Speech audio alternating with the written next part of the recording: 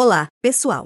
Bem-vindo de volta! Hoje, vamos olhar algumas fotos antigas e cartões postais antigos das terras áridas nos Estados Unidos da América. Atualmente, The Badlands é um enorme parque nacional situado no estado de Dakota do Sul.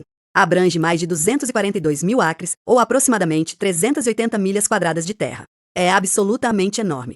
As terras áridas também abrigam a maior pradaria de grama mista de todos os Estados Unidos, mas o verdadeiro destaque para essa extensa história são as inúmeras estruturas chamadas pináculos erodidos que constituem a maior parte do parque.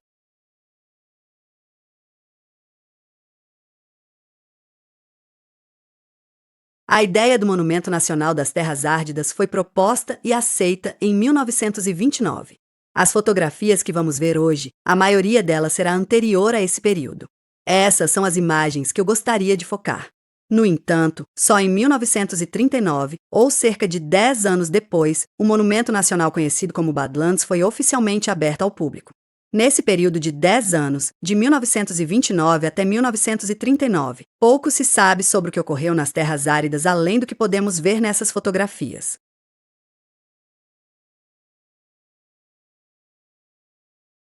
Segundo essa mesma narrativa, a história das terras áridas remonta a mais de 11 mil anos, relatando que as terras áridas foram um terreno fértil de caça para os povos indígenas paleu, especialmente os Lakota, que são uma das 3 tribos afiliadas, uma aliança que atravessa os estados Dakota até Montana e Wyoming. Como você notará nestas fotografias tiradas antes da designação oficial deste monumento nacional em 1929, muitos dos objetos nessas imagens parecem petrificados ou são simplesmente formações rochosas misteriosas. Esses aparecem em todos os estados mencionados, tanto nas Dakotas, Montana quanto Wyoming. E em todos esses estados, nas primeiras fotografias, todos são rotulados como Badlands ou Big Badlands, como se esse nome fosse um apelido usado para denotar uma paisagem ou conjunto de atributos dentro da paisagem.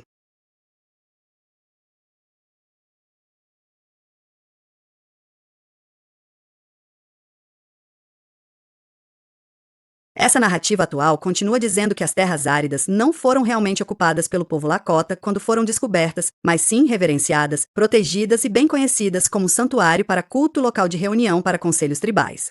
Essas alegações, no entanto, parecem ir contra o que o povo Lakota realmente relatava em sua história oral.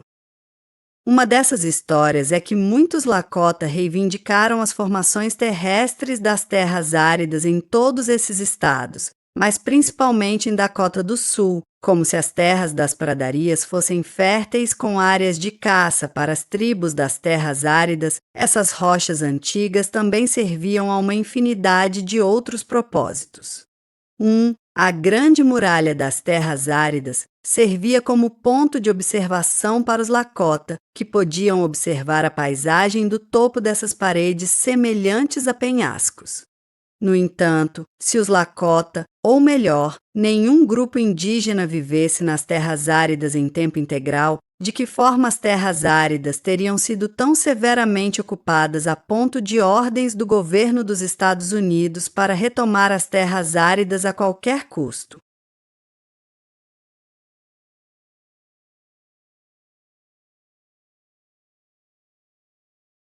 No ano de 1890, entre o povo Sioux que havia recebido a promessa das terras de Dakota do Sul e os espíritos livres restantes dos Lakota que residiam nas terras áridas, começou a surgir uma crença que foi quase imediatamente suprimida pelo governo da região.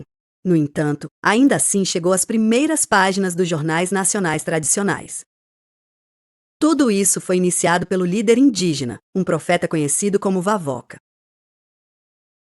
No fundo das terras áridas, Vavoca falava de seus ancestrais que construíram, não descobriram, mas construíram as terras áridas. Vavoca discutiu o pecado e o grande espírito, enviando forças destrutivas que dizimaram os castelos dos ancestrais de Vavoca. Vavoca falou sobre responsabilidade, confiança e honrar a própria palavra e como o grande espírito viria punir aqueles que desobedecessem a esses mandamentos comuns. Ao fazer isso, Vavoca mergulhou de mãos dadas mais profundamente na natureza misteriosa das formações rochosas das terras áridas, mais profundamente do que qualquer outra pessoa no mainstream já havia feito antes. A maioria então rotulou Vavoca de cínico, mentiroso, alguém que busca causar confusão. No entanto, outros, incluindo a maioria dos povos indígenas na América, se juntaram à causa de Vavoca de alguma forma, ao menos dando credibilidade às suas afirmações sobre a verdadeira natureza do passado na América. Essa comoção levou o governo americano a condenar Vavoca e agir oficialmente para retirar todas as pessoas que residiam nas terras áridas e transferi-las para a Dakota do Norte. Vavoca, posteriormente, convocou todos os povos nativos a conduzirem algo que ele chamou de Dança dos Fantasmas, muito semelhante às danças dos povos indígenas que vemos no folclore americano. Essa Dança dos Fantasmas tornou-se um passatempo, um ritual diário de quase todos os nativos americanos das planícies, uma resposta ao governo que invadia suas terras e causou reação nas comunidades europeias ao redor, que pouco fizeram para tentar entender a situação dos povos indígenas. Vavoca também começou a criar algo que chamou de camisas fantasma, populares por séculos entre o povo Lakota, mas raramente vistos pelos primeiros colonizadores europeus.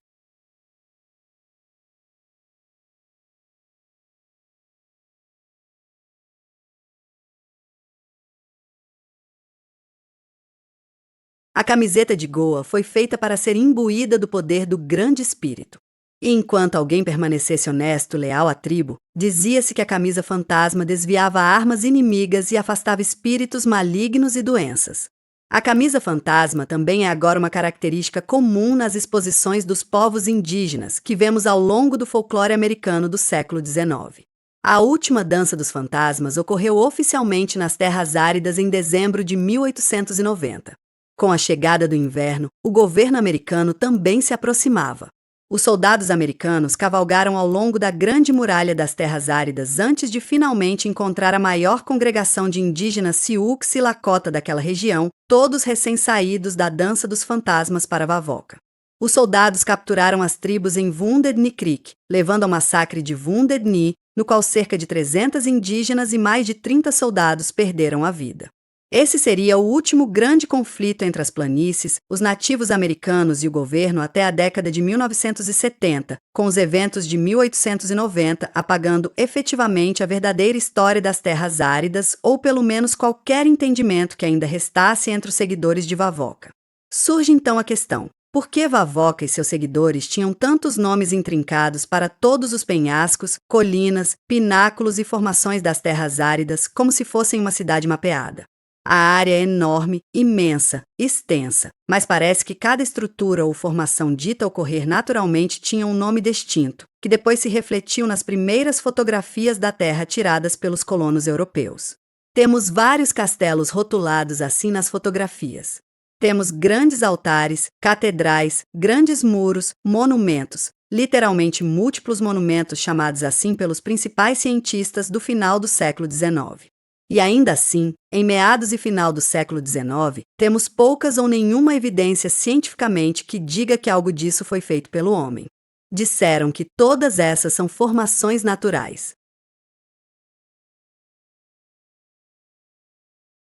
O que torna isso ainda mais difícil de processar é que, nessas primeiras fotografias do final do século XVIII e início do século XX, tudo isso é rotulado, entre aspas, arquitetura em vez de formações rochosas naturais. Temos entrelaçamentos e fachadas. Vemos minaretes imponentes e até o que parecem ser edifícios em forma de cúpula e pilares sofisticados, estacas, demonstrando um entendimento fundamental da alvenaria. E ainda assim, nas décadas de 1950 e 60, não só a maior parte disso era rotulada como rocha natural, como a maior parte havia se deteriorado significativamente desde a época dessas primeiras fotografias. Essa é a outra parte que realmente me irrita aqui. Temos séculos, na verdade mais de 1000 anos segundo a história oral entre os povos indígenas, que basicamente afirma que as terras áridas eram local onde residiam os seres angelicais, os grandes. Eventualmente, esses grandes seres permitiram que os primeiros povos indígenas, os paleoíndios, entrassem em seus círculos. Segundo essa lenda, esse mito, isso enfureceu o grande espírito que enviou suas fogueiras e águas, alguns diriam lama, para destruir o reino que ocupava as terras áridas. Imagine por um segundo e compare o texto bíblico com isso também. Pense em Gog e Magog, os gigantes, os Nefilim, a ideia de humanos maiores que o habitual que alcançaram habilidades avançadas ou pelo menos habilidades semelhantes às nossas hoje. Seja qual for a sua escolha, temos inúmeros artefatos encontrados nas planícies americanas, especialmente nas terras áridas, que confirmam muitos desses mitos antigos.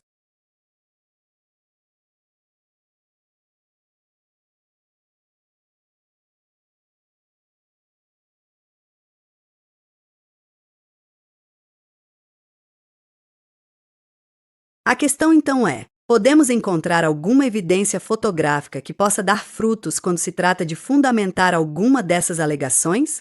Era exatamente isso que o vídeo de hoje pretendia. Temos locais nas terras áridas, como o Pico dos Vampiros, por exemplo, fotografados desde o final do século XIX, e já foi repleto desses minaretes ou torres pontiagudos, quase como dentes, que se projetavam de seus picos.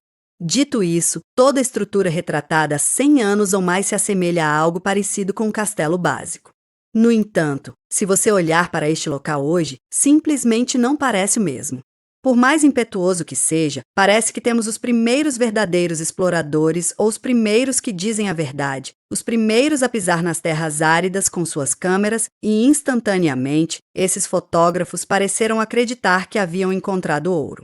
Essas fotografias são quase mais reveladoras do que qualquer história que eu poderia discernir com minhas palavras, com descrições nessas imagens que as rotulam como qualquer coisa, desde catedrais a castelos até o trono do diabo, rochas maciças e bem formadas, rotuladas como pedras de árvore e, acima de tudo, realmente temos restos petrificados, que hoje estão sendo encontrados de forma factual e científica por toda a região das terras áridas. É interessante entender que este reino, ou este parque nacional como é conhecido hoje, está na mesma paisagem de milhares de estruturas que antes eram rotuladas como feitas pelo homem, ou pelo menos eram rotuladas como formadas por forças externas além das mãos da natureza.